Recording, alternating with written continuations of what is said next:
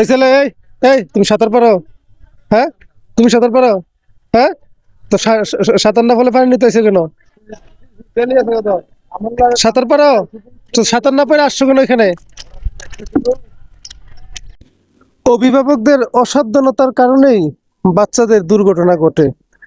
দেখেন, এই যে তিনটা বাচ্চা পানি নেবার জন্য আসছে, এই জায়গাটাতে বাচ্চাদের খুব বেশি দোষ নেই, দোষ হচ্ছে অভিভাবকের। একটা বোতল দেখেন পানিতে ভেসে গেছে, ভেসে যাওয়ার পরে আরেকটা বাচ্চা ছেলে বোতলটা হাঁটু পানিতে নেমে নিয়ে আসছে। যদি এখানে হাঁটু পানি না হয়ে আরো বেশি পানি হতো তখন কি হতো? পুকুরের পানি অনেক নিচে চলে গেছে, যদি পুকুরের পানিটা উপরে থাকতো পাকা কারের কাছাকাছি, তখন এই বোতলটা আনতে গিয়ে বড় ধরনের দুর্ঘটনা ঘটতো। আমি তাদেরকে জিজ্ঞেস করছি তারা সাঁতার জানে কিনা, তাদের তিনজনের থেকে একজনও সাঁতার জানে না।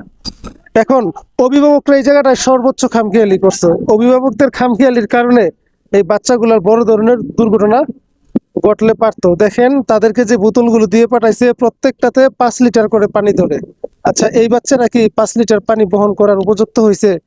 আর একজনের হাতে 2টা করে বোতল, তার মানে এরা কি 10 লিটার পানি নিতে পারে? এই জায়গাটায় সম্পূর্ণ দোষ হচ্ছে অভিভাবকের। অভিভাবকের খামখেয়ালির কারণে এই বাচ্চাগুলোর বড় ধরনের ক্ষতি হইলেও হইতে পারত। আমি অভিভাবকদের কাছে রিকোয়েস্ট করব, আপনারা ভবিষ্যতে এই ধরনের ভুল করবেন না। আর যারা ভিডিওটা দেখবেন অবশ্যই অন্যকে দেখার সুযোগ করে দিবেন শেয়ার করে। কারণ কি, এই ভিডিওটা দেখার পরে হয়তোবা কোনো একটা অভিভাবক সতর্ক হইতে পারে।